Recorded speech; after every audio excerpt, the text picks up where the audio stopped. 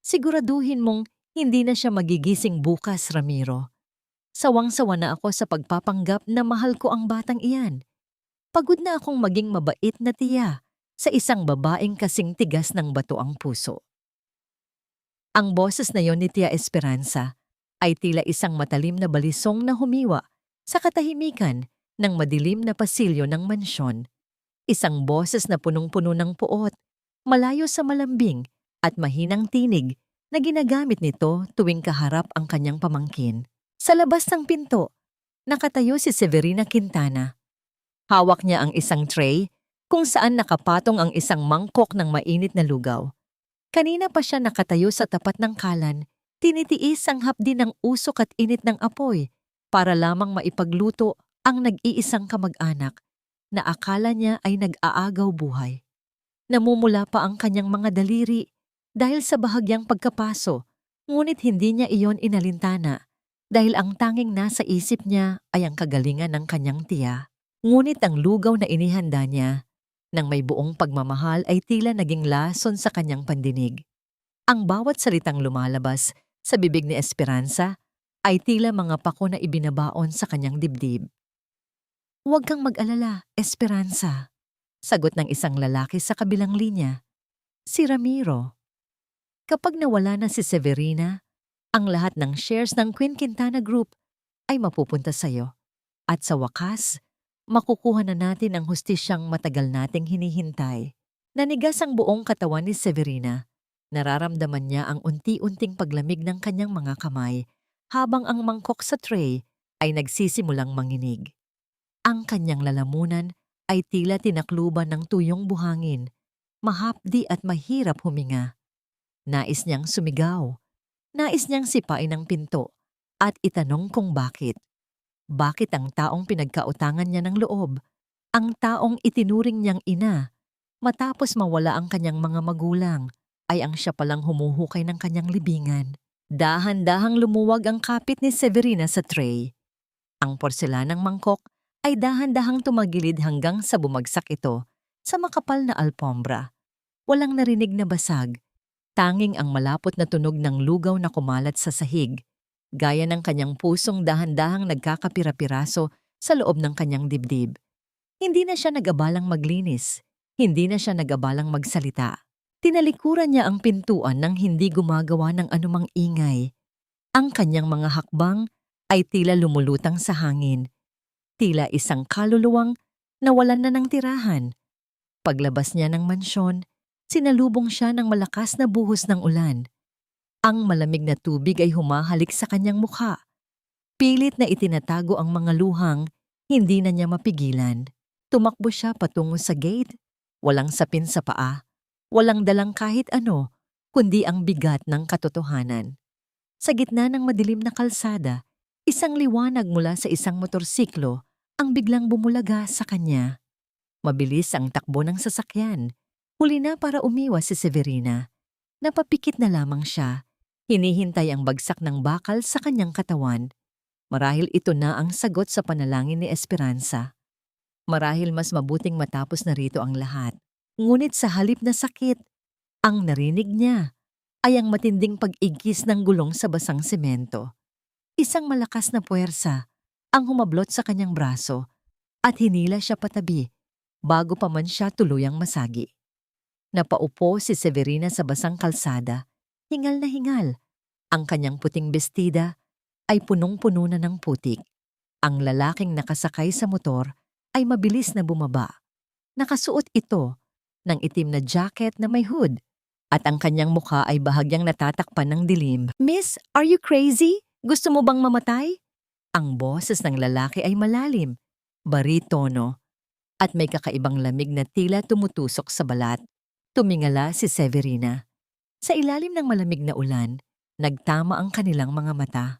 Ang mga mata ng lalaki ay tila sa isang Manila, matalas at mapagmatyag, ngunit may bahid ng isang pag-unawang hindi maipaliwanag.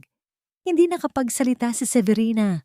Ang tanging nagawa niya ay hawakan ang laylayan ng jacket ng lalaki habang ang kanyang buong katawan ay nanginginig sa matinding emosyon.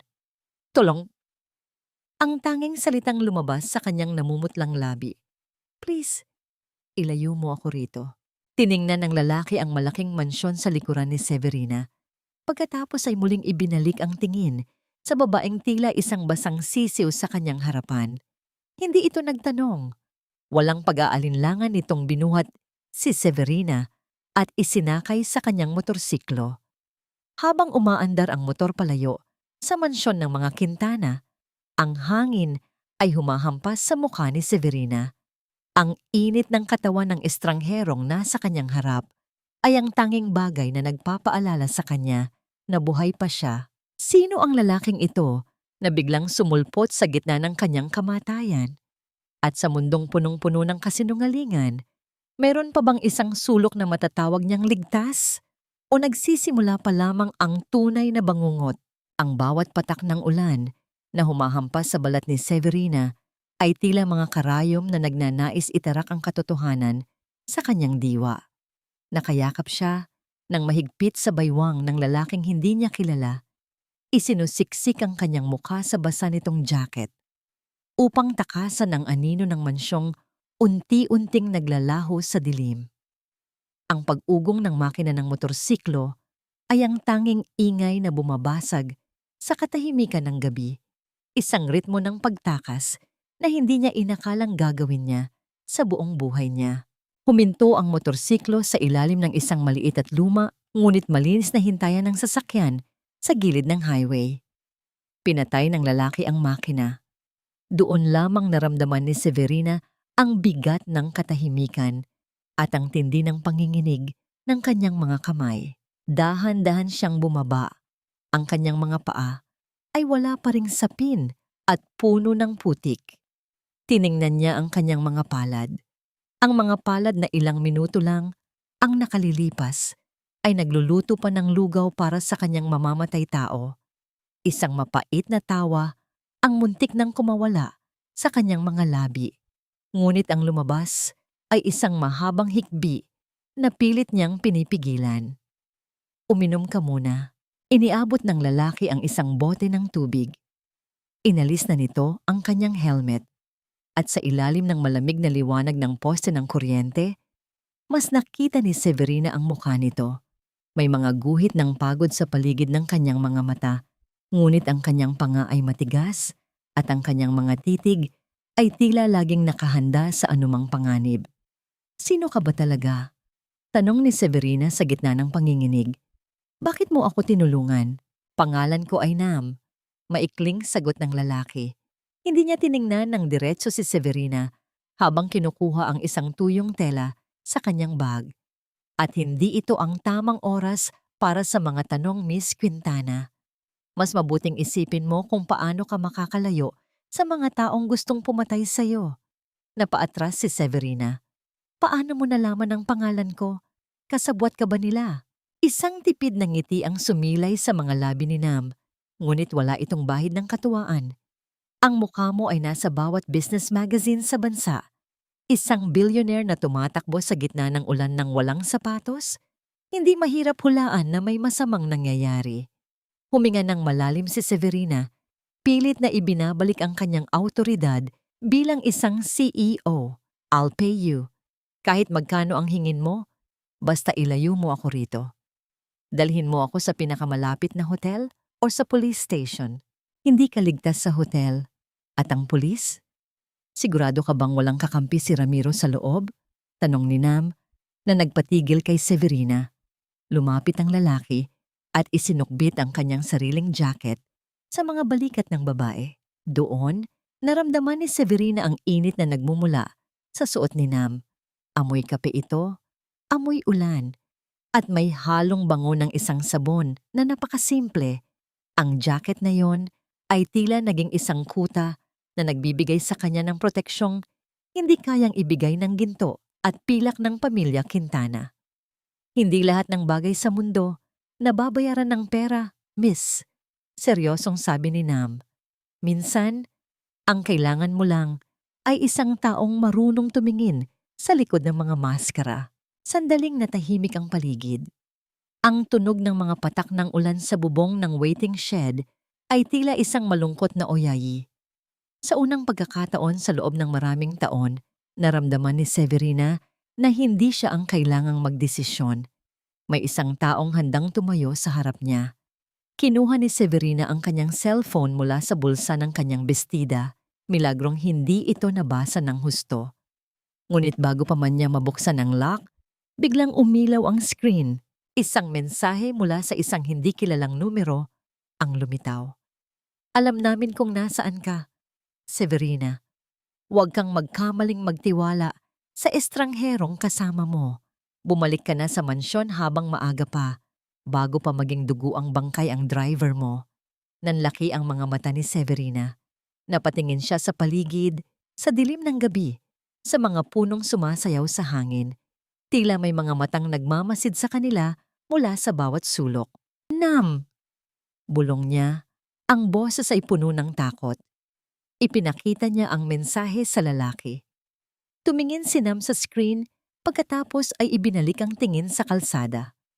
Walang bakas ng takot sa kanyang mukha. Sa halip, ang kanyang mga mata ay tila mas lalong nagningning sa galit. Dahan-dahan niyang isinuot muli ang kanyang helmet at iniabot ang kamay kay Severina. Sumakay ka na, utos niya. Dadalhin kita sa isang lugar na kahit ang anino nila hindi makakapasok. Sino ang nagpadala ng mensaheng yon? At si Nam, ang lalaking amoy kape at ulan, ay tunay nga bang tagapagligtas? O isa lamang mas masalimuot na bitag na inihanda ng tadhana? Walang utang na loob.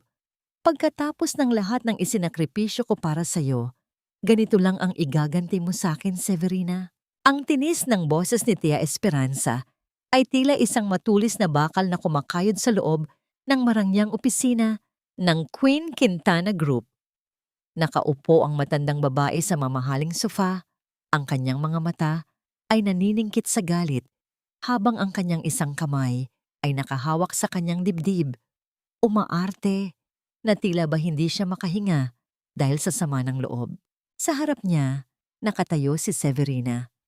Kanina pa siya abala sa pag-aayos ng suot na mamahaling shawl ng kanyang tiya, isang gawain na ginagawa niya tuwing umaga bilang tanda ng paggalang at pagmamahal.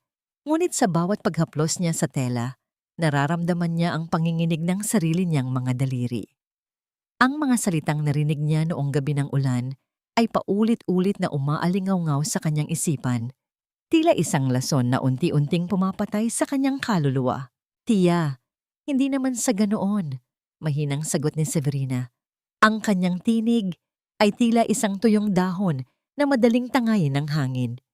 Nagtatanong lang naman ako kung bakit kailangang ilipat ang malaking pondo ng kumpanya sa personal na account ni Ramiro. At nagdududa ka na ngayon? Agad na tumayo si Esperanza. Mabilis pa sa kidlat ang pagkilos nito kahit kani-kanina lang ay nagkukunwaring nanghihina. Lumapit siya kay Severina at dinuro ang noo ng dalaga. Nakalimutan mo na ba? Noong mamatay ang mga magulang mo, sino ang nagpalit ng lampin mo? Sino ang tumangging mag-asawa muli para lang alagaan ka? Isinakripisyo ko ang aking kabataan para sa'yo, Severina. At ngayon, dahil lang sa pirasong papel, tatawagin mo akong magnanakaw. Nararamdaman ni Severina ang paninikip ng kanyang dibdib. Ang bawat salita ng kanyang tiya ay tila isang mabigat na kadena na pumupulupot sa kanyang leeg. Alam niya ang taktikang ito, ang paggamit ng utang na loob para patahimikin ang kanyang konsensya. Nais niyang sumigaw. Nais niyang sabihin na alam niya ang balak nilang pagpatay sa kanya. Ngunit ang takot at ang nakasanayang pagpapasailalim ay tila nagtahi sa kanyang mga labi. Sa isang sulok ng silid, nakatayo si Nam. Nakasuot siya ng uniforme ng isang bodyguard. Ang kanyang mga kamay ay nasa likuran at ang kanyang mukha ay walang mababakas na emosyon. Ngunit sa loob-loob niya, ang kanyang mga kamao ay nakakuyom. Nakikita niya kung paano kinakain ng buhay si Severina ng sarili nitong kadugo. Nakikita niya ang pagguho ng kumpiyansa sa sarili ng babaeng ito na sa labas ay tila isang reyna. Ngunit sa loob ay isang bilanggo ng nakaraan. Tumalikod si Esperanza. Ang kanyang mukha ay biglang nagbago mula sa galit patungo sa isang mapait na pait. Sige, sige. Kung yan ang tingin mo sa akin, aalis na ako. Hahayaan ko na lang na mabulok ako sa gutom. Basta't mabusog ka sa yaman mo. Tiya, hindi. Huwag po kayong magsalita ng ganyan. Pakiusap ni Severina. Ang kanyang puso ay muling nadaya ng maling awa. Inabot niya ang kamay ng matanda. Ngunit marahas itong iwinaksi ni Esperanza. Sa sandaling iyon, ang tunog ng pinto na marahas na itinulak ay bumasag sa tensyon. Pumasok si Ramiro na may dalang makapal na folder. Ang kanyang nangiti ay hindi umabot sa kanyang mga mata. Isang ngiting tila sa isang buwayang naghihintay ng biktima. Severina, kailangan mo itong pirmahan. Boses ni Ramiro na puno ng awtoridad. Ang board of directors ay nagpasya na. Dahil sa nangyaring insidente noong ulan, sa tingin nila ay hindi ka na stable para humawak ng malalaking desisyon. Pansamantala, ililipat muna sa akin ang kapangyarihan. Tumingin si Severina sa folder, pagkatapos ay kay Tia Esperanza, na ngayon ay nakangiti na, nang palihim sa likuran ni Ramiro. Naramdaman ni Severina ang lamig na gumagapang sa kanyang likuran. Ito na ang simula ng katapusan. Ang lahat ng pinaghirapan ng kanyang mga magulang ay unti-unting kinukuha sa kanya, gamit ang isang panulat at isang pusong puno ng kataksilan. Hanggang kailan mo titiisin ang sakit para sa isang utang na loob na wala namang katapusan? At kung ang pamilya ang siyang pumatay sa iyong pangarap, kanino ka pa hihingi ng katarungan? Walang sino man ang nakakarinig sa sigaw ng isang pusong pilit na nananahimik sa gitna ng karangyaan. Ang hardin ng Mansyong Quintana ay tila isang paraiso sa ilalim ng liwanag ng buwan. Ang bango ng mga mamahaling bulaklak ay humahalimuyak sa hangin, ngunit para kay Severina, ang bawat hininga niya ay tila may kasamang lason. Nakaupo siya sa isang antigong bench. Ang kanyang mga mata ay nakatitig sa kawalan habang ang mga luhang kanina pa niya pinipigilan ay dahan-dahang gumugulong sa kanyang pisngi. Ang bawat patak ng luha ay tila isang saksi sa kanyang labis na pangungulila at pagod. Hawak niya ang isang maliit na locket, ang tanging alaala ng kanyang mga magulang.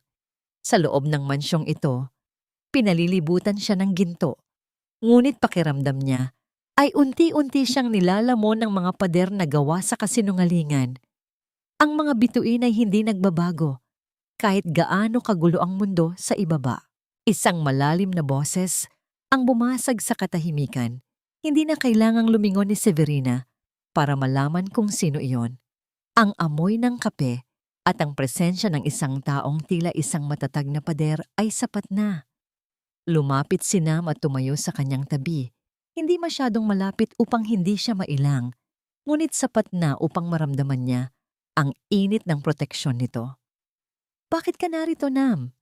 tanong ni Severina habang mabilis na pinapahid ang kanyang mga mata. "Dapat ay nagpapahinga ka na." Ang isang asong bantay ay hindi pa ay. Hindi natutulog hanggat hindi ligtas ang kanyang amo. Simpleng sagot ni Nam. Tumingala siya sa langit. Ang kanyang panga ay matigas, ngunit ang kanyang mga mata ay may bakas ng isang lumang pait. "Noong nasa digmaan pa ako, ang mga bituin lang ang tanging kaibigan ko. Sila lang ang hindi namamatay. Sila lang ang hindi nang iiwan." Sandaling natahimik ang paligid. Ang tanging naririnig ay ang marahang paghampas ng hangin sa mga dahon at ang malayo at mahinang huni ng mga kuliglig. "Nawalan ka rin ba ng pamilya, Nam?" Mahinang tanong ni Severina. Tumango si Nam. "Lahat sila. Sa isang iglap, naging abo ang lahat ng pinahalagahan ko. Kaya alam ko ang pakiramdam ng mag-isa sa gitna ng maraming tao. Alam ko ang pakiramdam na ang tanging taong akala mo ay kakampi mo ay siya palang kukuha ng lahat sa iyo." Sa unang pagkakataon, naramdaman ni Severina na hindi lang siya ang may pasan ng daigdig. Ang lalaking ito, na akala niya ay isang malamig na makina ng pakikipaglaban, ay may pusong mas marami pang sugat kaysa sa kanya. Ang kanilang mga hapdi ay nagtagpo sa ilalim ng buwan. Lumilikha ng isang ugnayang hindi kayang sirain ng anumang pirma sa papel. "Huwag kang matakot umiyak, Miss Quintana," bulong ni Nam. Ang pag-iyak ay hindi tanda ng kahinaan. Ito ay tanda na ang puso mo ay buhay pa, kahit pilit nilang ginagawa itong bato. Itinaas ni Nam ang kanyang kamay, tila nais haplusin ang balikat ni Severina upang bigyan ito ng lakas, ngunit mabilis din niya itong ibinaba. Alam niya ang kanyang lugar, ngunit ang kilos na yon, kahit hindi natapos, ay nag-iwan ng isang kislap ng pag-asa sa dibdib ni Severina. Itinuro ni Nam ang pinakamaliwanag na bituin sa itaas. Iyon ang tanging bagay na hindi nila kayang nakawin sa iyo, ang iyong paninindigan. Ngunit sa kabila ng madilim na halamanan, sa likod ng malalagong dahon ng bougainvillea, isang pares ng mga mata ang nagmamasid. Si Lucia Ramos, ang tila tapat na sekretarya, ay dahan-dahang itinaas ang kanyang cellphone. Walang tunog na narinig, ngunit ang bawat galaw, ang bawat malapit na sandali ni Nam at Severina ay nakuha ng lente ng kanyang kamera. Isang mapait na ngiti ang sumilay sa mga labi ni Lucia. Sa mundong ito, ang bawat sandali ng kahinaan ay isang pagkakataon para sa mga kaaway. Anong mangyayari kapag ang mga larawang ito ay nakarating kay Ramiro? Magagawa bang protektahan ni Nam si Severina kung ang sarili nitong damdamin ang magiging mitya ng kanyang kapahamakan? Tingnan mo ang mga numerong ito. Severina, ito ang resulta ng iyong pagiging mahina. Ito ang halaga ng iyong pag-aalinlangan.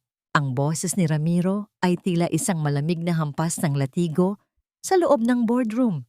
Ibinagsak niya ang tablet sa gitna ng lamesa, kung saan makikita ang mga pulang graph na pababa ng pababa.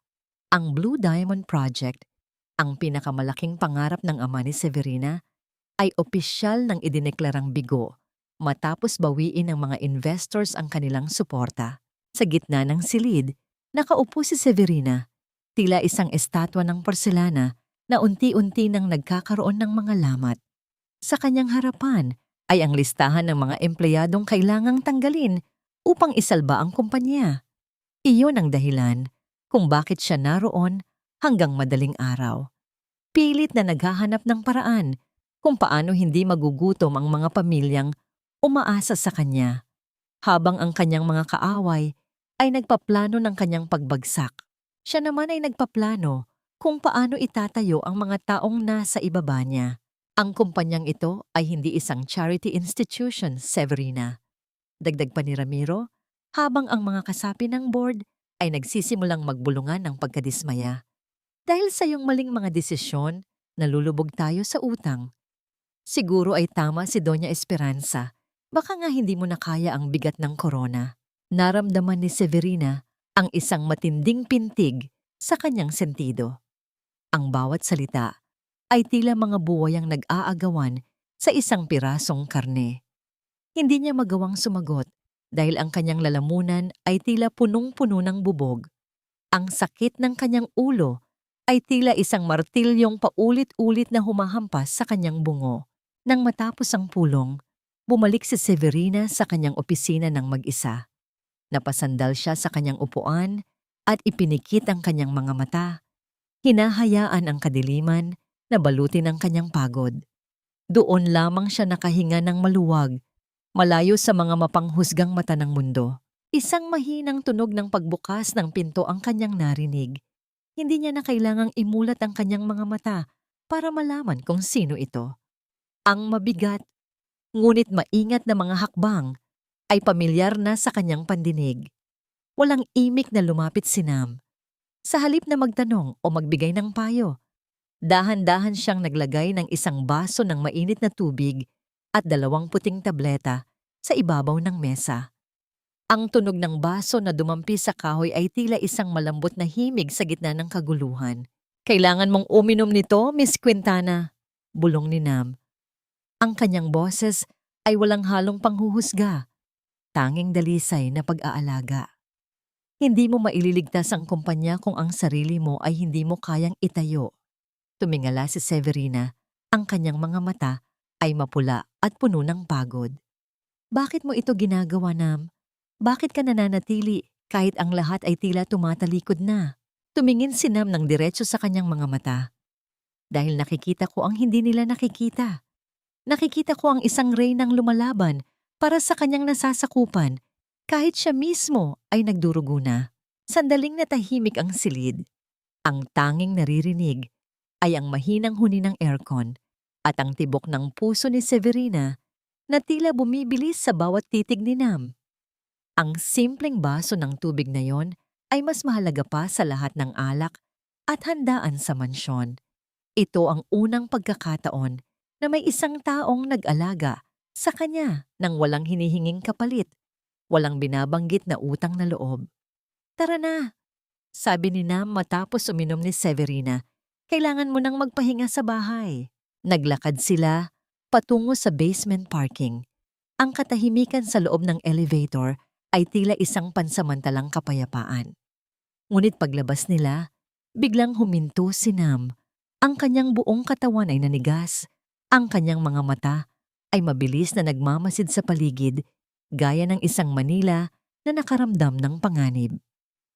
Manatili ka sa likuran ko, utos ni Nam. Ang boses ay naging seryoso at malamig. Dahan-dahan siyang lumapit sa sasakyan ni Severina. Ang kanyang mga mata ay nakatuon sa ilalim ng chassis. May nakita siyang isang maliit na bagay na may mga kumukutitap na ilaw, isang bagay na hindi dapat naroroon. Ang mahinang tunog ng mekanismo na nagmumula sa ilalim ng sasakyan ay tila isang tiktak ng orasan patungo sa kamatayan. Nam, anong nangyayari? Tanong ni Severina. Ang kanyang boses ay nagsisimulang manginig. Hindi sumagot si Nam. Ang kanyang mukha ay naging kasing tigas ng semento. Alam niya ang bagay na yon. Ang patibong ay hindi na lamang tungkol sa pera o kapangyarihan. Ngayon, ang layunin na nila ay wakasan ang buhay ni Severina Quintana sa isang madugong paraan. Dapa. Severina, dapa! Ang sigaw ni Nam ay tila isang utos mula sa langit na hindi kayang baliin. Sa isang iglap, naramdaman ni Severina ang isang malakas na braso na pumulupot sa kanyang baywang at binuhat siya palayo sa sasakyan. Wala pang 5 segundo ang nakalipas nang ang buong parking basement ay nayanig ng isang nakakabinging dagundong. Ang liwanag ng apoy ay biglang sumabog. Tila isang dambuhalang hayop na nagnanais lamunin ang lahat ng bagay sa kanyang paligid.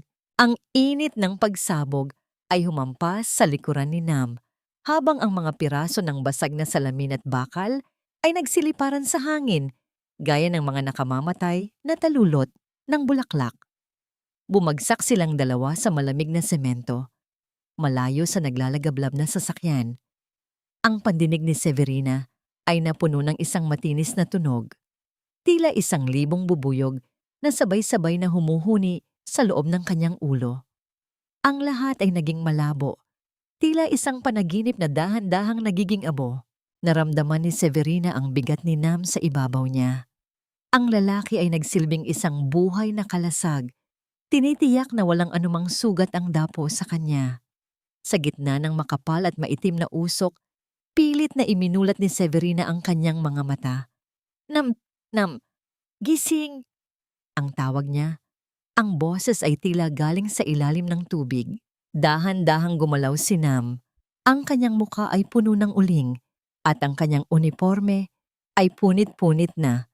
Ngunit ang mas nakakatakot ay ang dugong dahan-dahang dumadaloy mula sa kanyang balikat, bumabakas sa puting semento.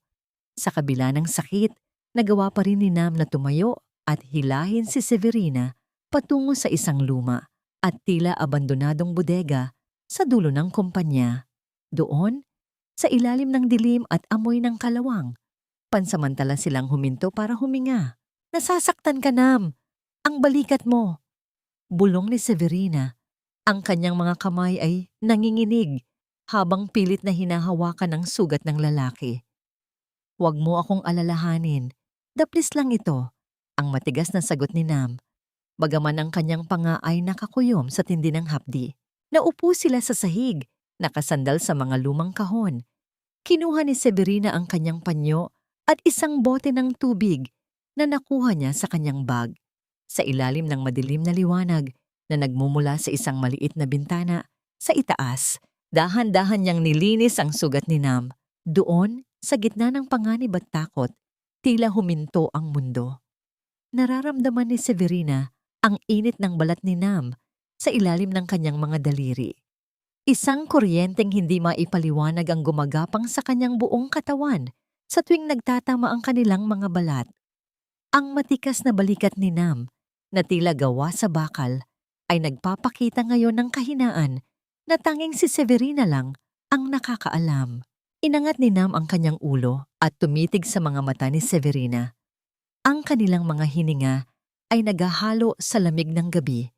Ang distansya sa pagitan nila ay tila nawala, pinalitan ng isang matinding pag-unawa na higit pa sa salita. Sa mga sandaling iyon, hindi siya si President Quintana at hindi ito ang kanyang bodyguard. Sila ay dalawang ligaw na kaluluwang nagtagpo sa gitna ng apoy. Bakit mo ako iniligtas? Mahinang tanong ni Severina. Ang kanyang mga daliri ay nanatili sa ibabaw ng balikat ni Nam. Maari kang mamatay. Ang mamatay para sa isang taong may busilak na puso ay hindi isang sakripisyo, bulong ni Nam. Ito ay isang karangalan. Isang matamis at masakit na kiliti ang naramdaman ni Severina sa kanyang dibdib, isang damdaming matagal na niyang ibinaon sa limot. Ngunit bago pa man siya makapagsalita, ang katahimikan ng bodega ay muling nabasag. Ang tunog ng mabibigat na yapak ng sapatos sa labas na dahan-dahang lumalapit sa pintuan ng bodega ay tila isang hatol ng kamatayan. Ang bawat hakbang ay tila isang pintig ng orasan patungo sa panganib. Hinawakan ni Nam ang kanyang baril. Ang kanyang mga mata ay naging kasing lamig ng yelo. Inilagay niya ang kanyang daliri sa kanyang mga labi. Hudyat na huwag gagawa ng anumang ingay. Si Severina ay napakapit ng mahigpit sa laylayan ng jacket ni Nam.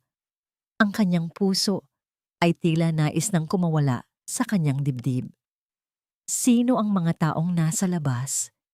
At sa gitna ng sugatang katawan ni Nam, kakayanin pa ba niyang protektahan si Severina laban sa mga aninong nagnanais silang ubusin? Tapusin mo na sila. Huwag kang mag-iiwan ng kahit isang saksi. Siguraduhin mong sunog ang katawan ng babaeng iyan para wala nang makilala. Ang boses ni Lucia Ramos na nagmumula sa isang burner phone na naiwan sa sahig ng bodega ay tila isang kumpas ng kamatayan. Si Lucia, ang babaeng itinuring ni Severina na higit pa sa isang empleyado, ang kaibigang hiningan niya ng payo at binahagian ng kanyang mga lihim, ay siya palang nagmamando sa mga taong nagnanais siyang maging abo. Nakaluhod si Severina sa madilim na sulok. Ang kanyang mga kamay ay nakatakip sa kanyang bibig upang pigilan ang anumang tunog ng paghikbi. Sa tabi niya, si Nam ay nananatiling alerto. Ang kanyang isang kamay ay mahigpit na nakahawak sa kanyang baril, habang ang isa naman ay nakapatong sa balikat ni Severina upang pakalmahin ang nanginginig nitong katawan. Ang miro ng katotohanan ay mas masakit pa kaysa sa pagsabog ng sasakyan. Naalala ni Severina na noong nakaraang buwan lang, binigyan niya si Lucia ng malaking bonus para sa operasyon ng ina nito. Buong puso niyang tinulungan ang babae, inisip na pareho silang lumalaban para sa kanilang pamilya. Ngunit ang bawat tulong na ibinigay niya ay tila naging panggatong lamang sa apoy ng kataksilan. Dahan-dahang kinuha ni Nam ang phone mula sa sahig. Gamit ang kanyang kasanayan bilang dating special agent, mabilis niyang nakuha ang mga huling mensahe at recording sa loob nito. Ang bawat text message sa pagitan ni Lucia at Ramiro ay isang matibay na ebidensya ng sabwatan, mula sa pag-leak ng financial documents hanggang sa paglalagay ng bomba sa sasakyan. Hindi ko akalain, bulong ni Severina. Ang kanyang boses ay puno ng pait. Ang lahat ba ng taong minahal ko at pinagkatiwalaan ko ay may presyo? Tumingin si Nam sa kanya. Ang kanyang mga mata ay puno ng matinding awa, ngunit may kasamang determinasyon. Hindi lahat ng tao ay may presyo, Miss Quintana. Pero ang mga taong bulag sa pera ay laging nakakakita ng pagkakataon sa kabutihan ng iba. Tumayo sila nang masiguro ni Nam na wala na ang mga tauhan ni Ramiro sa paligid. Habang naglalakad sila palabas ng bodega, nakita ni Severina ang isang maliit na paper bag sa sulok ng kanyang bag na nadungisan na ng abo. Naglalaman iyon ng mga bitamina na binili niya para sa ina ni Lucia. Isang maliit na regalo na puno ng pagmamahal na ngayon ay wala ng silbi. Ang munting bagay na yon ay tila naging simbolo ng kanyang pagiging tanga sa harap ng mga mapagsamantala. Ngunit bago pa man sila makalayo, biglang tumunog ang sariling cellphone ni Severina. Ang pangalan ni Ramiro ang lumabas sa screen. "Severina, nasaan ka?" Ang boses ni Ramiro ay puno ng pekeng pag-aalala at kaba. "Bumalik ka na rito. Ang Tia Esperanza mo." Inatake siya sa puso nang malaman niyang nasabog ang sasakyan mo. Sinasabi niya ang pangalan mo, "Severina." Baka ito na ang huli niyang hininga. Nanigas si Severina. Alam niya sa kaibuturan ng kanyang puso na ito ay isa na namang patibong. Isang maruming laro upang pilitin siyang lumabas sa pinagtataguan. Ngunit ang salitang inatake sa puso ay tila isang sumpa na bumabalot sa kanyang pagkatao. Paano kung totoo? Paano kung sa kabila ng lahat ng kasamaan nito, ang kanyang tiya ay mamamatay nang hindi niya nakakausap? Tumingin si Severina kay Nam. Ang kanyang mga mata ay puno ng pag-aalinlangan at takot. Ang bawat tibok ng kanyang puso ay tila isang babala. "Huwag kang pupunta roon, Severina." Isa itong bitag. Babala ni Nam.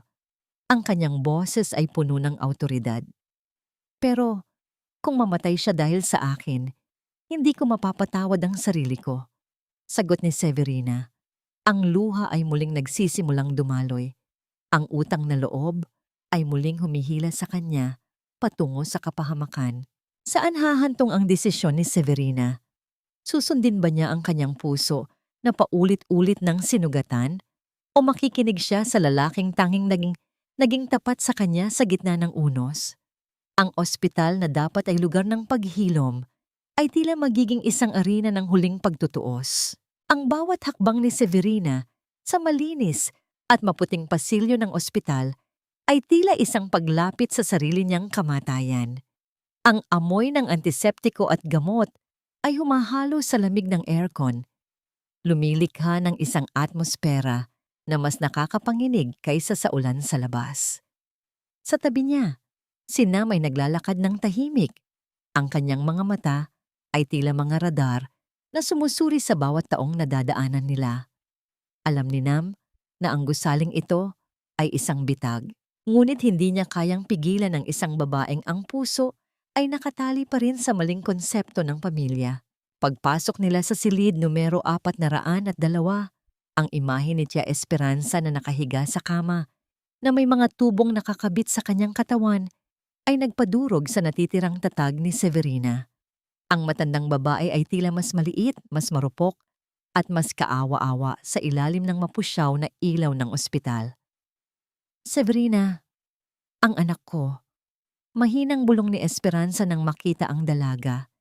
Inabot niya ang kamay nito. Ang kanyang mga daliri ay tila mga tuyong sanga na nagnanais kumapit sa huling pag-asa. Lumapit si Severina at lumuhod sa tabi ng kama. "Tia, narito na ako. Huwag na kayong magsalita. Kailangan ninyong magpahinga." Ngunit sa halip na tumahimik, mas lalong humigpit ang kapit ni Esperanza. Ang kanyang mga mata, na kanina ay tila malabo, ay biglang nagdingning ng isang kakaibang liwanag. "Huwag mong dungisan ang pangalan ng iyong mga magulang, Severina. Ang mga Quintana ay kilala sa dangal at utang na loob. Paano mo nagagawang sumama sa isang lalaking driver lang, isang taong walang pinag-aralan at maaaring pumatay sa'yo para sa pera?" Napatitig si Severina sa kanyang tiya. Sa gitna ng sakit, Nakuha pa rin nitong manira at mang-insulto. Nararamdaman niya ang panunumbat na tila isang laso na dumadaloy sa kanyang mga ugat. Lumingon siya kay Nam na nakatayo malapit sa pinto. Nakita niya ang panga ng lalaki na nakakuyom. Tinitiis ang bawat pangungutya ng matanda. Tiya, iniligtas niya ang buhay ko. Depensa ni Severina. Ang kanyang boses ay nagsisimulang manginig. Iniligtas? O binalak na saktan para magmukhang bayani? Biglang singit ng isang boses mula sa likuran. Pumasok si Ramiro. Kasunod ang dalawang lalaking nakauniporme ng pulis. Ang kanyang muka ay hindi mababakas ng lungkot, kundi ng isang mapait na tagumpay. Severina, huli na ang lahat. May mga testigo kami na nagsasabing ang lalaking iyan ang naglagay ng bomba sa sasakyan mo para makuha ang tiwala mo. Nanlaki ang mga mata ni Severina. Tumingin siya kay Nam, pagkatapos ay kay Ramiro. Ang kasinungalingan ay tila isang higanting pader na unti-unting gumuguho sa ibabaw niya. Sa ilalim ng kumot, palihim na hinawakan ni Nam ang kamay ni Severina. Ang kanyang palad ay mainit, magaspang at puno ng lakas. Isang tahimik na mensahe na nagsasabing, manatili kang matatag. Huwag kang maniniwala sa kanila. Ang munting hawak na yon ay tila isang angkla para kay Severina. Ang init ng kamay ni Nam ay nagpaalala sa kanya ng lahat ng sakripisyo ng lalaki sa gitna ng apoy at ulan. Ramiro, alam ko ang totoo. Matapang na pahayag ni Severina habang tumatayo. May hawak kaming ebidensya laban sa inyo ni Lucia, ngunit tumawa lamang ng malakas si Ramiro. Ebidensya? Mula sa isang kriminal? Officers, arestuhin ang lalaking iyan. Pinararatangan siya ng kidnapping at tangkang pagpatay kay Miss Severina Quintana.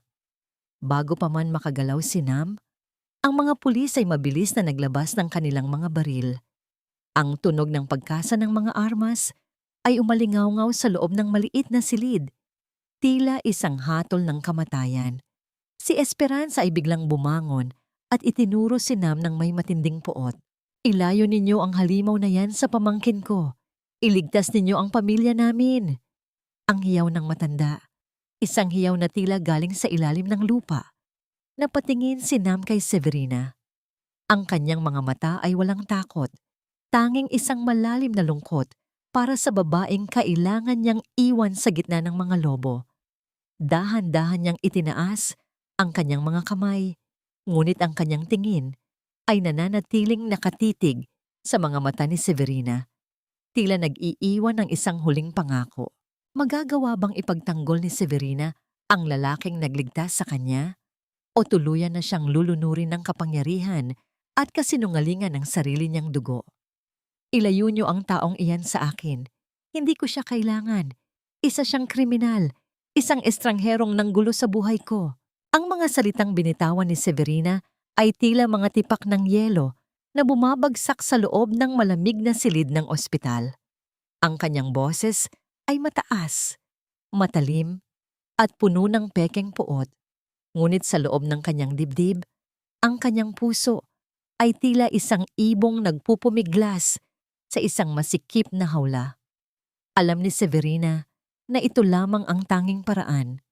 Kung hindi niya itataboy si Nam, kung hindi niya babawiin ang kanyang tiwala dito sa harap ng mga pulis at ni Ramiro, ay tuluyan itong mabubulok sa kulungan o mas malala, baka mamatay ito sa kamay ng mga tauhan ni Ramiro.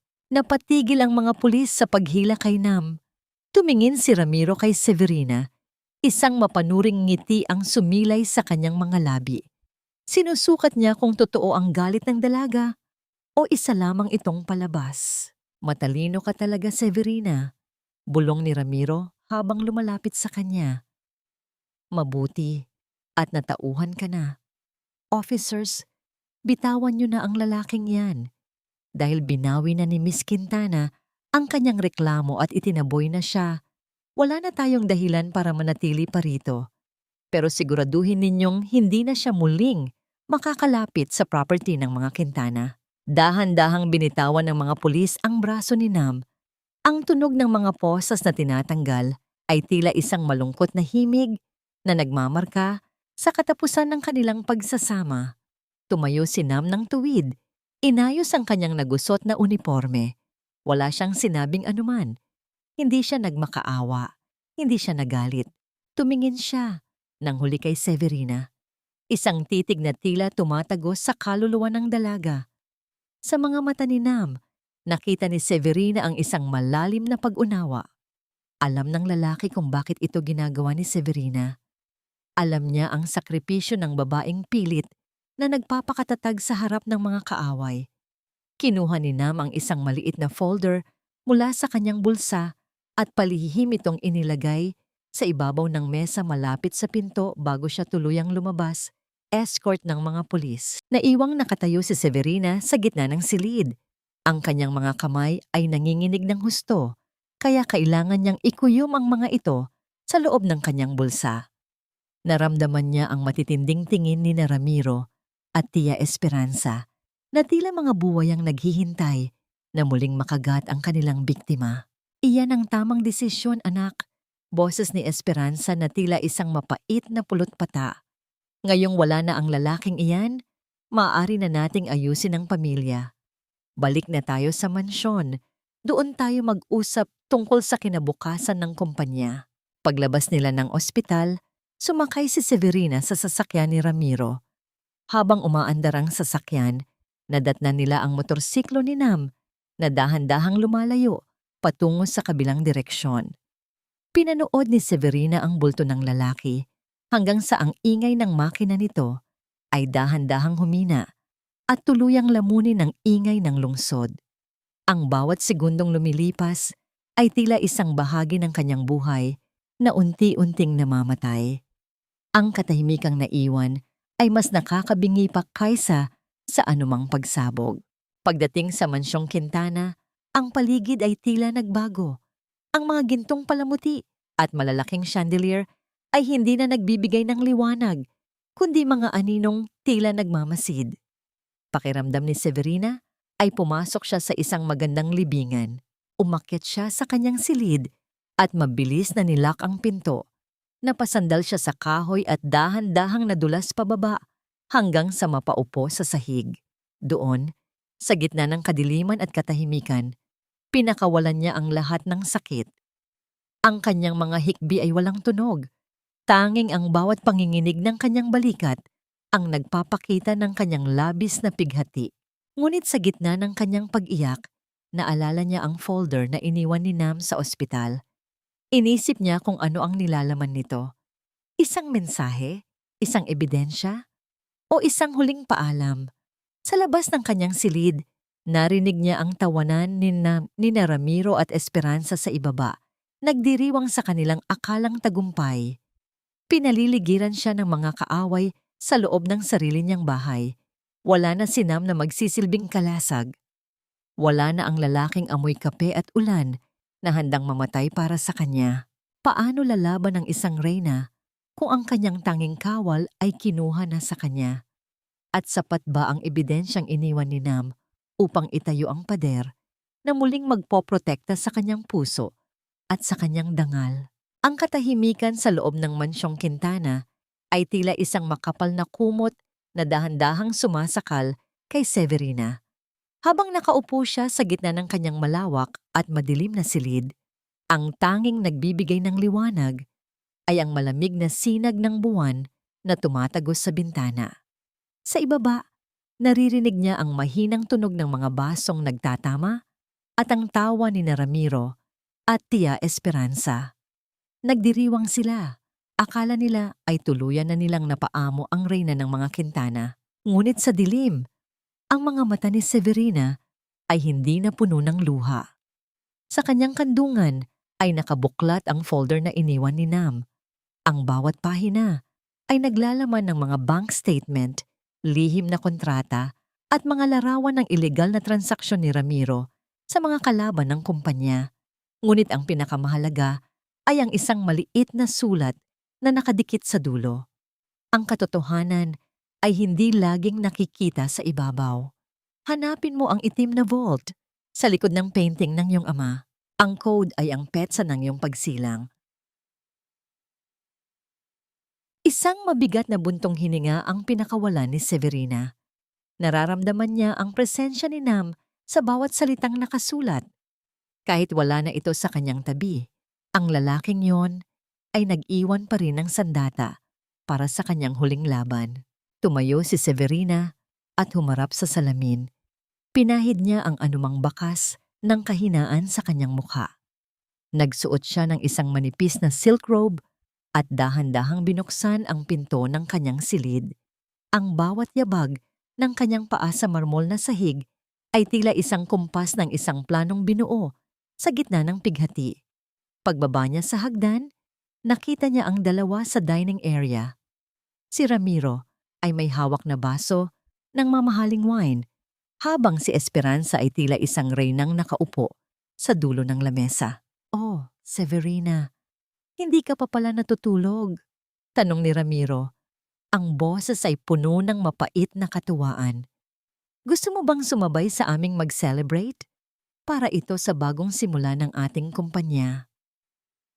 "Gusto ko lang uminom ng tubig," mahinang sagot ni Severina. Ang kanyang boses ay sadyang ginawang paos at mukhang pagod. Naglakad siya patungo sa bar, nagkunwaring bahagyang pasuray-suray ang lakad gaya ng isang taong nawalan na ng pag-asa sa buhay.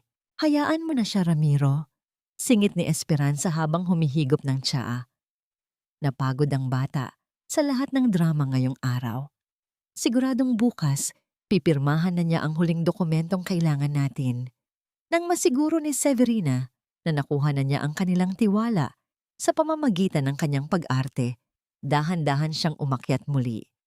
Ngunit sa halip na bumalik sa kanyang silid, pumasok siya sa dating opisina ng kanyang ama. Ang silid na ngayon ay ginagamit na ni Ramiro. Ang amoy ng tabako at lumang papel ay sumalubong sa kanya. Mabilis siyang lumapit sa malaking painting ng kanyang ama na nakasabit sa gitna ng pader.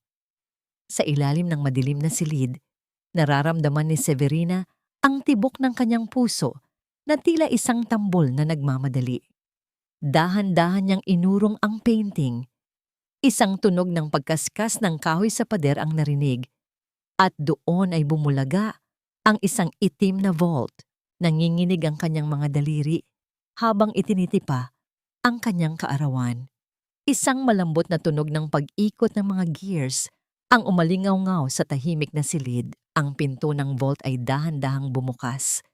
Sa loob, nakita niya ang isang asul na folder, ang orihinal na testamento ng kanyang ama. Ang testamentong nagsasabing kailanman ay hindi maaring humawak ng kapangyarihan si Ramiro o si Esperanza kung mapapatunayang may balak silang masama sa tagapagmana. "Nahanap mo rin pala." Ang boses na yon mula sa pinto ay tila isang malamig na tubig na ibinuhos sa buong katawan ni Severina. Nanigas siya sa kanyang kinatatayuan. Dahan-dahan siyang lumingon at nakita si Ramiro na nakasandal sa hamba ng pinto. Ang baso ng wine ay nasa kanyang kamay pa rin, ngunit ang kanyang mukha ay wala ng bahid ng ngiti. Ang liwanag mula sa pasilyo ay nagpapakita lamang ng kalahati ng kanyang mukha. Tila isang demonyong naghihintay sa dilim. Akala mo ba ay ganoon kadaling linlangin ang taong nagpalaki sa kumpanyang ito sa loob ng 20 taon? Hakbang ni Ramiro papasok sa silid. Ang tunog ng kanyang sapatos sa sahig ay tila isang hatol ng kamatayan. "Ibigay mo sa akin ang papel na yan, Severina, bago ko pa malimutan na may dugo tayong pinagsamahan." Napayakap si Severina sa folder sa kanyang dibdib. Wala si Nam. Wala siyang kahit anong sandata, kundi ang pirasong papel na ito. Ang distansya sa pagitan nila ni Ramiro ay unti-unti nang naglalaho. Ano ang gagawin ni Severina ngayong huli na siya sa kanyang sariling bitag? Magagawa ba niyang makatakas sa kamay ng buwayang matagal nang naghihintay na lamunin siya? "Ibigay mo sa akin ang papel na yan, Severina. Huwag mo nang hintayin na masaktan pa ang magandang mukha na yan." Ang boses ni Ramiro ay tila isang malapot na putik na dahan-dahang lumulunod kay Severina. Ang bawat hakbang nito, palapit ay tila isang pagyanig sa pundasyon ng kanyang pagkatao. Nakasandal na si Severina sa dambuhalang vault. Ang malamig na bakal nito ay tila humahalik sa kanyang likuran. Paalala na wala na siyang matatatakbuhan pa. Hawak niya ng mahigpit ang asul na folder sa kanyang dibdib.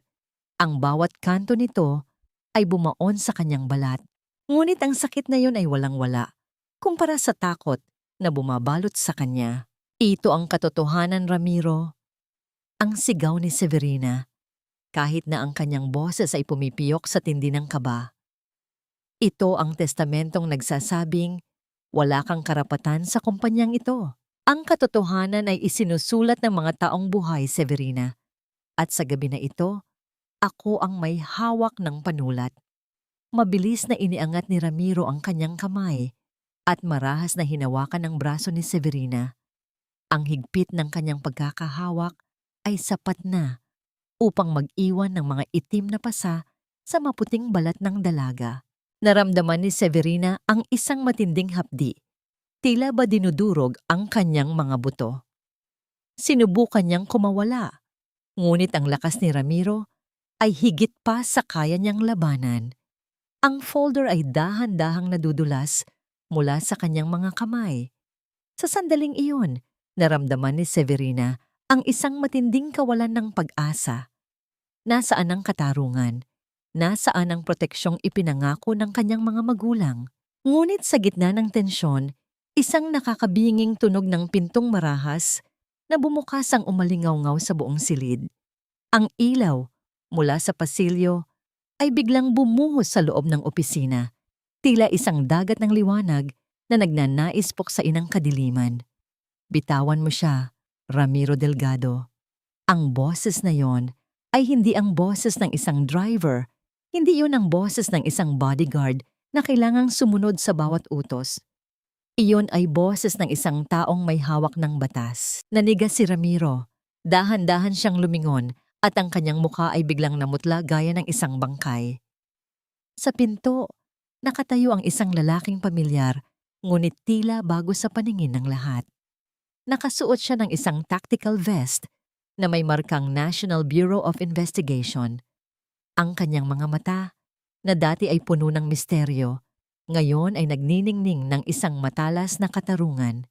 Si Nam, hindi na siya ang lalaking amoy kape at ulan. Ngayon, siya ay ang Bowden, ang mailap na special agent na matagal nang nagmamasid sa dilim.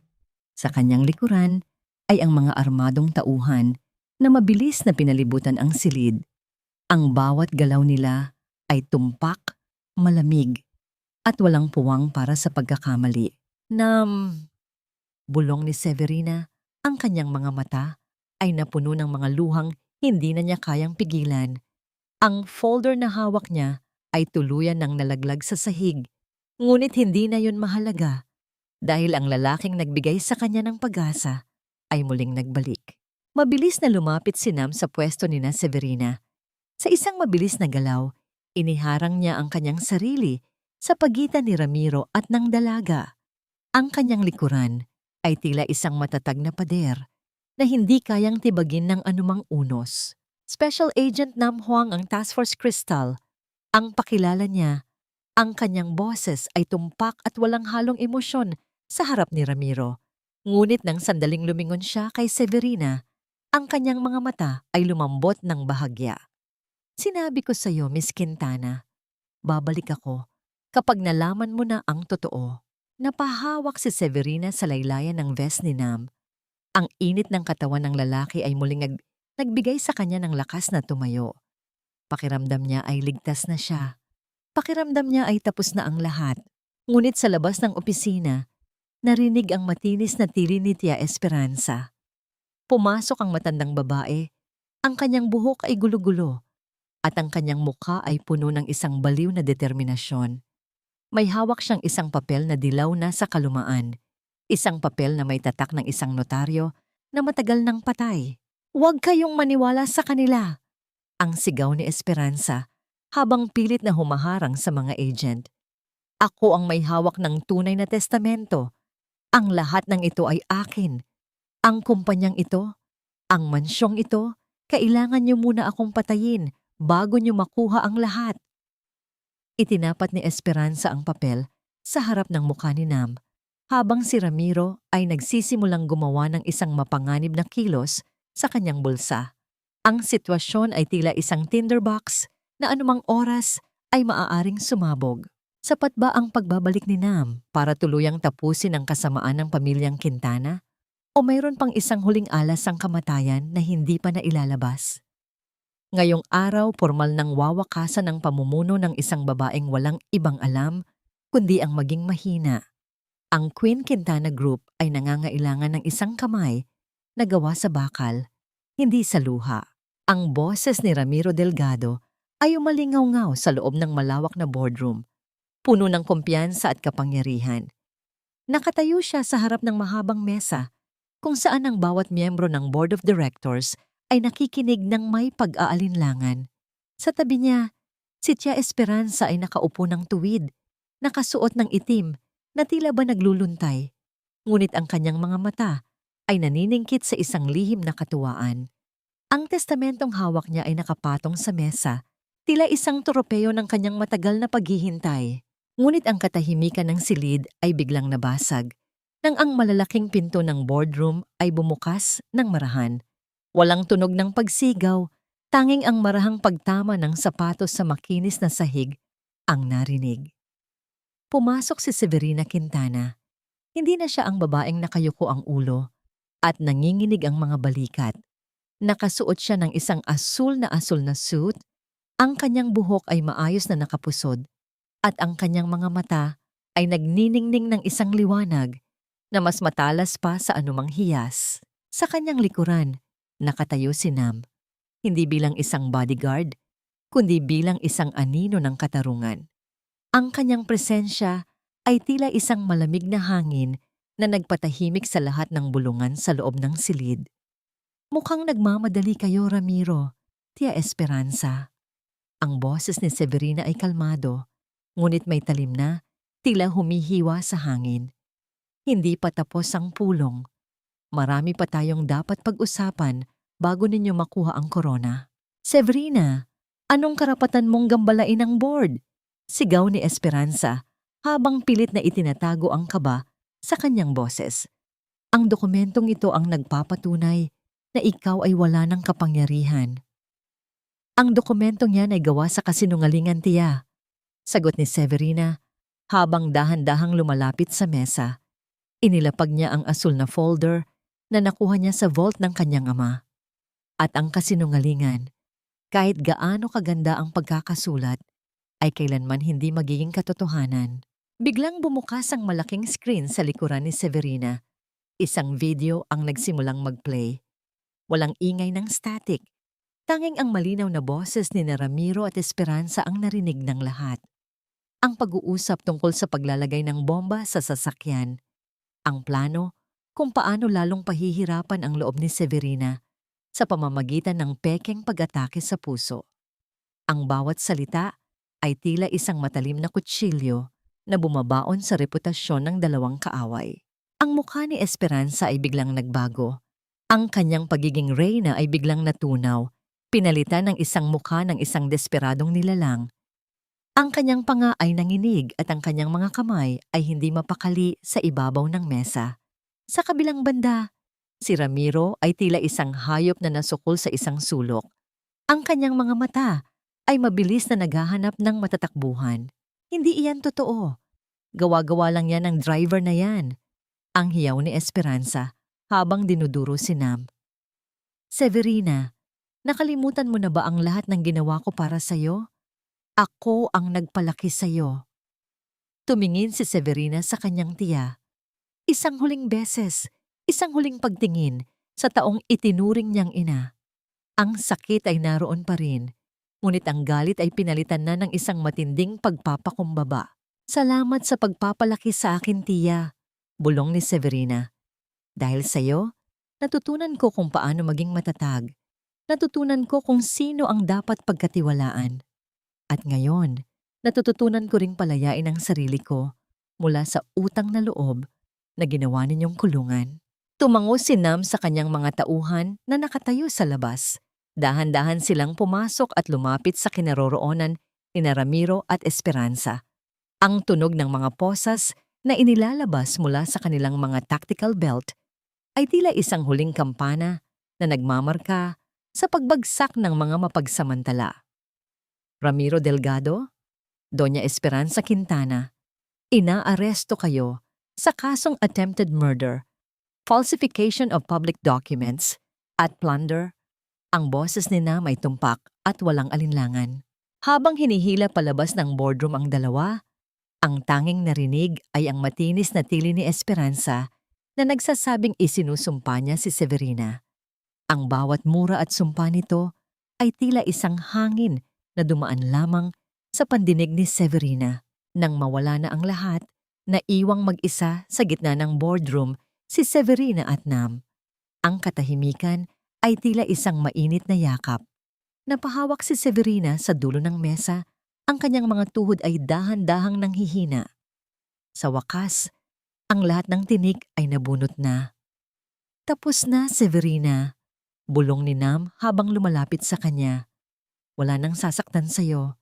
Tumingala si Severina. Ang mga luha ay muling gumulong, ngunit sa pagkakataong ito, ang mga luhang ito ay hindi gawa sa pighati. Ito ay mga luha ng kalayaan. Ngunit habang tinitingnan niya si Nam, isang tanong ang nanatili sa kanyang isipan. Ang katarungan ba ay nangangahulugan din ng pagtatapos ng kanilang kwento? Ang Bowden ba ay mawawala rin ngayong tapos na ang misyon nito? Hindi ka karapat-dapat sa apelidong Quintana. Isang araw, luluhod ka rin sa harap ko at hihingi ng tawad. Ang huling hiyaw ni Tia Esperanza mula sa loob ng rehas ay tila isang malungkot na alingawngaw na unti-unting namamatay sa loob ng malamig na pasilyo ng kulungan. Nakatayo si Severina sa labas ng visitors area. Ang kanyang mga kamay ay nakadikit sa malamig na salamin na naghihiwalay sa kanila. Tiningnan niya ang kanyang tiya. Ang babaeng dati ay tinitingala niya bilang reyna ng kanilang tahanan. Ngayon ay isa na lamang matandang puno ng puot, nakasuot ng kulay kahel na uniforme na tila bahiram na balat. Sa loob ng maraming taon, inakala ni Severina na ang utang na loob ay isang utang na kailangang bayaran ng buong buhay. Ngunit habang tinitingnan niya ang naniningkit na mga mata ni Esperanza, napagtanto niya na ang tunay na utang ay ang utang niya sa kanyang sarili, ang utang na mahalin ang kanyang pagkatao nang higit sa anumang pangalan o yaman. Dahan-dahang kinuha ni Severina ang kanyang mamahaling kwintas, ang heirloom ng mga Quintana na palaging ipinagmamalaki ni Esperanza. Inilapag niya ito sa ibabaw ng lamesa sa harap ng kanyang tiya. Hindi na niya kailangan ng gintong ito para patunayan ang kanyang halaga. Pinapatawad na kita, tiya. Ang mahinang bulong ni Severina. Ang kanyang boses ay kalmado, tila isang lawa matapos ang isang malakas na bagyo. Pero ang pagpapatawad ay hindi nangangahulugang mananatili pa ako sa ilalim ng iyong anino. Mula sa araw na ito, malaya na ako. At sana, mahanap mo rin ang kapayapaan sa gitna ng iyong mga pagkakamali. Tinalikuran ni Severina ang rehas nang hindi na lumilingon pa. Sa bawat hakbang niya palabas ng presinto, naramdaman niya ang paggaan ng kanyang dibdib. Ang bawat hininga ay tila mas sariwa. Ang bawat liwanag ng araw ay tila mas maliwanag. Sa kabilang bahagi ng lungsod, sa loob ng isang maliit at tahimik na opisina ng NBI, abala si Nam sa pag-aayos ng kanyang mga gamit. Ang tactical vest na may markang Bowden ay maayos nang nakatiklop sa loob ng kanyang duffel bag. Ang kanyang misyon ay tapos na. Si Ramiro ay nahaharap na sa habambuhay na pagkakakulong dahil sa mga ilegal na transaksyon at pagtatangka sa buhay ni Severina. Ang mga anino ay tuluyan ng nalinis. Kinuha ni Nam ang kanyang helmet. Tumingin siya sa bintana, pinapanood ang mga sasakyang nagmamadali sa kalsada. Sa loob ng maraming taon, ang buhay niya ay nakatali sa tungkulin, sa panganib, at sa pag-iisa. Ngunit ang mga linggong kasama niya si Severina ay nag-iwan ng isang sugat sa kanyang puso. Isang sugat na hindi masakit, kundi isang sugat na nagpapaalala sa kanya na maaari pa rin pala siyang makaramdam ng init ng pagmamahal. Narinig ni Nam ang marahang pagbukas ng pinto. Alam niya ang bango ng pabangong yon. Amoy rosas at bagong ulan. Aalis ka na ba talaga? Tanong ni Severina. Nakatayo siya sa may hamba ng pinto. Ang kanyang asul na suit ay bahagyang nagusot. Bakas ang pagmamadali patungo rito. Ibinaba ni Nam ang kanyang bag at humarap sa dalaga. Tapos na ang trabaho ko rito, Severina. Hindi ako kabilang sa mundo ng mga Quintana.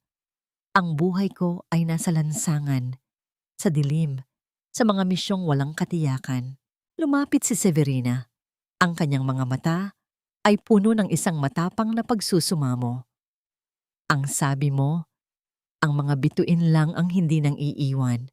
Ngunit sa pagkakataong ito, Nam, maaari bang maging bituin ka rin sa buhay ko? Hindi bilang bodyguard, hindi bilang agent, kundi bilang isang taong nais kong makasama sa bawat pagsikat ng araw. Sandaling natahimik ang silid. Ang tanging naririnig ay ang mahinang tunog ng orasan sa dingding. Bawat segundo ay tila isang pagtatanong kung may puwang pa ba para sa dalawang pusong nagmula sa magkaibang mundo. Dahan-dahang itinaas ni Nam ang kanyang kamay at hinaplos ang pisngi ni Severina. Ang kanyang mga daliri ay magaspang, ngunit ang dampi nito ay mas malambot pa sa seda. Isang pangako ang nababakas sa kanyang mga mata. Isang pangakong matagal na niyang pinigilan. Ang bawden ay palaging nasa dilim, bulong ni Nam. Ang boses ay nanginginig sa emosyon. Ngunit baka sa pagkakataong ito, handa na akong lumabas at harapin ang liwanag kung ikaw ang kasama ko. Ngunit bago pa man sila tuluyang makapag-usap, biglang tumunog ang emergency radio sa sinturon ni Nam. Isang boses na puno ng kaba ang naririnig mula sa kabilang linya. Agent Nam, kailangan mo itong malaman. Si Ramiro Delgado, hindi siya nakarating sa provincial jail. Ang sasakyang nagdadala sa kanya ay hinarang ng mga armadong lalaki. Nakatakas si Ramiro. Nanlaki ang mga mata ni Severina. Ang kapayapaang akala niya ay hawak na niya ay biglang naglaho, gaya ng usok. Ang panganib ay hindi pa pala tapos. Ang buwaya ay nakawala sa kanyang hawla at tiyak na babalik ito para sa huling paghihiganti. Sapat ba ang pagmamahalan ni Nam at Severina para labanan ang isang kaaway na wala ng kinatatakutan? At hanggang kailan kailangang magbuwis ng buhay para lamang makamit ang isang payapang gabi? Hindi kita hahayaang makuha ang huling sandali ng aking kaligayahan, Ramiro. Tapos na ang paghahari-harian mo. Ang sigaw ni Nam ay tila isang dagundong ng kulog na bumasag sa kalsada ng dalampasigan. Sa isang iglap, bago pa mandapo ang patalim ni Ramiro, sa balat ni Severina, hinarang ni Nam ang kanyang sarili. Ang tunog ng tela na nunit at ang marahang pagbaon ng bakal sa laman ay narinig sa gitna ng katahimikan, ngunit walang kahit anong daing na lumabas sa bibig ni Nam. Sa halip, gamit ang kanyang natitirang lakas, sinikmuraan niya si Ramiro at mabilis na inagaw ang kutsilyo nito. Bumagsak si Ramiro sa buhanginan. Ang kanyang mukha ay puno ng pait at pagkatalo. Sa likuran, ang mga ilaw ng sasakyan ng mga awtoridad ay biglang bumulaga, nagbibigay ng nakakasilaw na liwanag sa madilim na dalampasigan.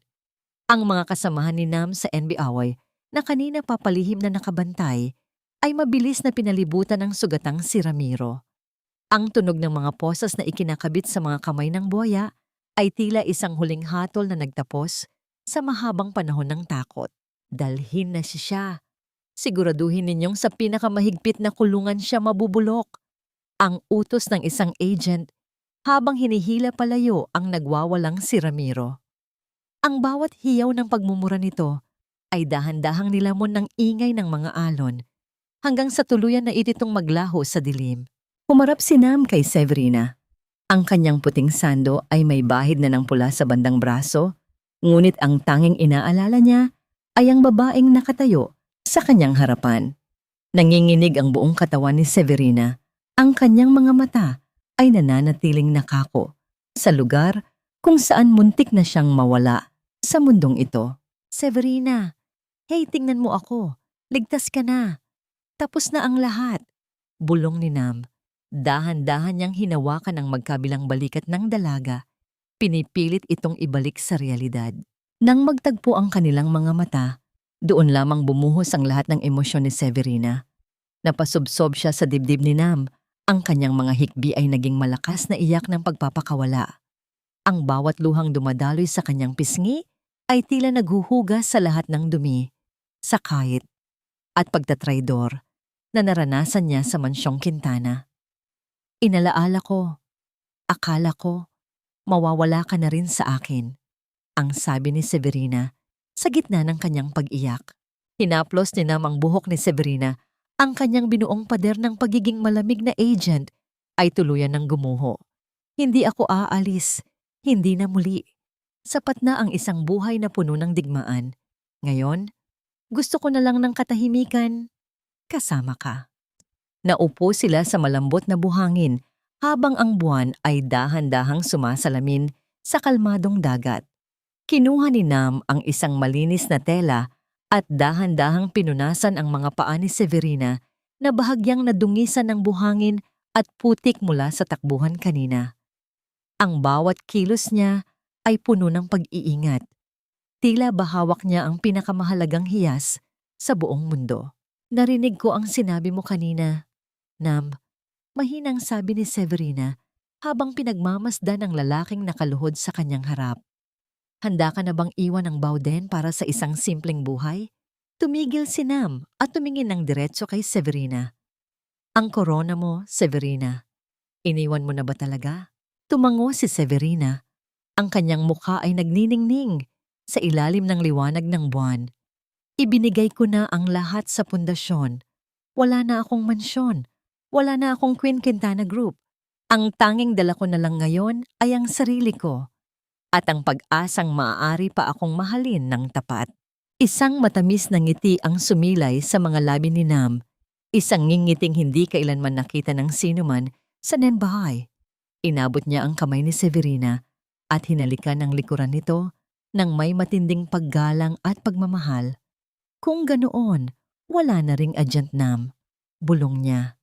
Mula ngayon, ako na lang ang lalaking magluluto ng kape mo sa umaga. Ang lalaking magbabantay sa pagtulog mo at ang lalaking mamahalin ka hanggang sa huling hininga ko. Dahan-dahang inilapit ni Nam ang kanyang mukha sa mukha ni Severina. Naramdaman ni Severina ang init ng hininga ng lalaki, ang amoy ng dagat at ang bango ng katapatan. Nang magdampi ang kanilang mga labi, ang lahat ng ingay ng mundo ay nawala. Ang tanging nanatili ay ang matamis na lasa ng kalayaan at ang pangako ng isang bukas na wala ng anino na kaya. Nakaraan, ang bawat alon na humahalik sa pampang ay tila isang saksi sa pagsilang ng isang bagong simula. Ang reyna at ang kanyang tagapagtanggol ay hindi na magkaiba ng mundo. Ngayon, sila ay dalawang kaluluwang nahanap ang kanilang tahanan sa piling ng isa't isa. Isang tahanang hindi gawa sa ginto, kundi sa dalisay at wagas na pag-ibig. Ang bawat pagsikat ng araw sa dalampasigang ito ay tila isang sulat ng pag-ibig mula sa langit. Isang paalala na ang bawat umaga ay may dalang bagong pagkakataon para sa mga pusong nagmahal at nasugatan. Nakatayo si Severina sa maliit na beranda ng kanilang kubo. Suot ang isang maluwag na puting kamiseta. Pinapanood niya ang paghahalikan ng liwanag at ng asul na dagat, habang ang sariwang hangin ay humahaplos sa kanyang mukha. Wala na ang mabigat na kolorete, wala na ang mga mamahaling hiyas na dati ay tila mga kadenang nagpapabigat sa kanyang katawan. Ang tanging suot niya ngayon ay ang isang simpleng singsing na gawa sa pilak. Isang simbolo ng pangakong mas matatag pa sa anumang korporasyon. Tiningnan niya ang kanyang mga palad. Ang mga kamay na dati ay tanging panulat at kontrata lamang ang hawak, ngayon ay may bakas na ng paghahardin at pagluluto para sa mga bata sa ampunan. Doon niya natagpuan ang tunay na kahulugan ng yaman. Ang yaman ay hindi nasusukat sa bilang ng mga zero sa bank account, kundi sa bilang ng mga ngiting na ibibigay mo sa mga taong walang kakayahang bayaran ka. Naramdaman niya ang isang mainit na presensya sa kanyang likuran. Isang tasa ng mainit na kape ang dahan-dahang inilapag sa pasimano ng bintana. Ang amoy ng kape ay humahalo sa alat ng dagat, isang pamilyar at nakakalunas na aroma na naging bahagi na ng kanyang bawat umaga. Ang lalim yata ng iniisip ng aking asawa, bulong ni Nam. Isinandal niya ang kanyang baba sa balikat ni Severina habang ang kanyang mga braso ay marahang pumulupot sa baywang ng dalaga. Wala na ang tactical vest, wala na ang baril. Ang dating Bauden ay isa na nga ngayong simpleng lalaking tumutulong sa mga mangingisda at nagtuturo ng self-defense sa mga kabataan sa probinsya. Iniisip ko lang kung gaano kalayo na ang narating natin, Nam. Sagot ni Severina habang isinasandal ang kanyang ulo sa dibdib ng lalaki. Dati, ang akala ko ang pamilya ay tungkol sa dugo at utang na loob. Pero tinuruan mo ako na ang tunay na pamilya ay ang mga taong pipiliing manatili sa tabi mo kahit na wala ka ng maibibigay na kapalit. Pinatawad mo na ba sila? Tanong ni Nam. Ang kanyang boses ay puno ng pag-aalaga. Huminga ng malalim si Severina. Ang pagpapatawad ay hindi para sa kanila, Nam. Ginawa ko yon para sa sarili ko. Si Tia Esperanza at Ramiro, nasa loob na sila ng kanilang sariling mga bilanggo, literal man o sa loob ng kanilang sariling puot. Pinili kong palayain ang galit ko para magkaroon ng puwang ang pagmamahal mo. Wala na akong pait. Tanging pasasalamat na lang ang natitira. Nabalot sila ng isang payapang katahimikan.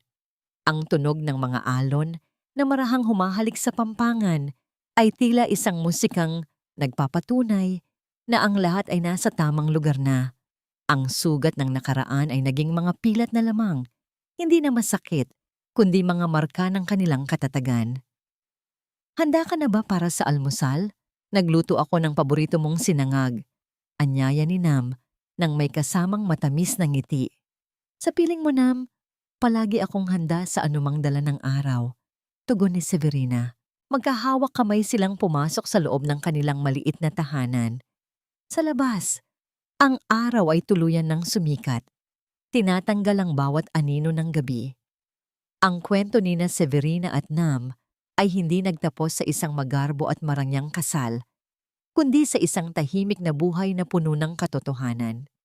Natagpuan ng Reyna ang kanyang tunay na kaharian at ang kanyang tagapagtanggol ay hindi na kailangan pang magtago sa dilim, sapagkat sa dulo ng lahat ng pagtatraidor at pighati, ang pag-ibig na marunong magsakripisyo at magpatawad ang tanging nagwagi.